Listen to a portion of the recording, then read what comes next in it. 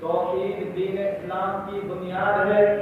توحید سب سے پہلا فرض ہے جس کا اقرار کرنا اور اسے دل و جان سے قبول کرنا ہر مسلمان پر لازم ہے۔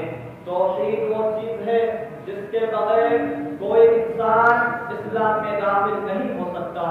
توحید ہی وہ چیز ہے جس کے لیے اللہ رب العالمین نے اپنے برگزیدہ بندوں انبیاء و رسول علیہ السلام کو مبعوث فرمایا تاکہ وہ لوگوں کو غیر اللہ کی بندگی سے نکال کر ایک اللہ کی عبادت میں لگائیں۔ کلمہ توحید کے دو جز ہیں، لا الہ اور الا اللہ۔ پہلے جز میں تمام معبودان باطلہ کی نفی کی گئی ہے اور دوسرے جز میں صرف اللہ تعالیٰ کے معبود برحق ہونے کا اثبات ہے۔ گویا اس کلمے کا مفہوم یہ ہوا کہ اللہ تعالیٰ کے سوا تمام معبودان باطلہ کا انکار کیا جائے اور صرف اللہ تعالیٰ کو تمام عبادات کا مستحق گردانا جائے۔ یہی توحید تمام انبیاء اور رسول علیہ السلام کی دعوت رہی ہے۔ اللہ رب العزت نے انسانیت کی خیر و بھلائی کے لیے جتنے انبیاء اور رسول علیہ السلام کو مبعوث فرمایا ان سب نے اپنی قوم کو توحید کی طرف دعوت دی۔ جیسا کہ نوح علیہ السلام کے متعلق اللہ تعالیٰ کا فرمان ہے، لقد ارسلنا نوحا الى قومه فقال يا قوم اعبدوا الله ما لكم من اله غيره۔ ہم نے نوح کو اس کی قوم کی طرف بھیجا تو انہوں نے فرمایا اے میرے قوم تم اللہ کی عبادت کرو، اس کے سوا کوئی تمہارا معبود نہیں۔ ہود علیہ السلام نے اپنی قوم کو خطاب کرتے ہوئے فرمایا یا قوم اعبدوا اللہ ما لكم من اله غیرہ، اے میرے قوم تم اللہ کی عبادت کرو، اس کے سوا کوئی تمہارا معبود نہیں۔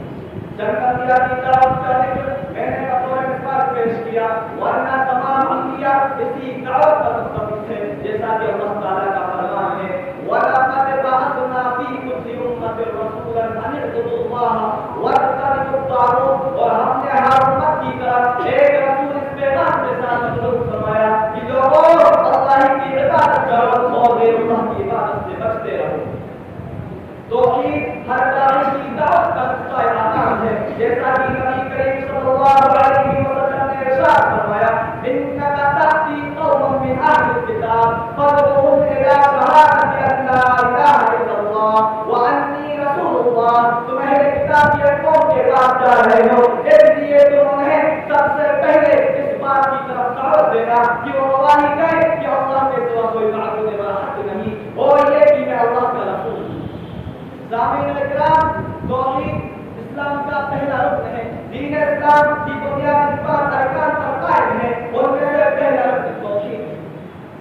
جیسا کہ نبی کریم صلی اللہ علیہ وسلم نے ارشاد فرمایا بنی الاسلام علی خمس شہادۃ ان لا الہ الا اللہ وان محمد رسول اللہ۔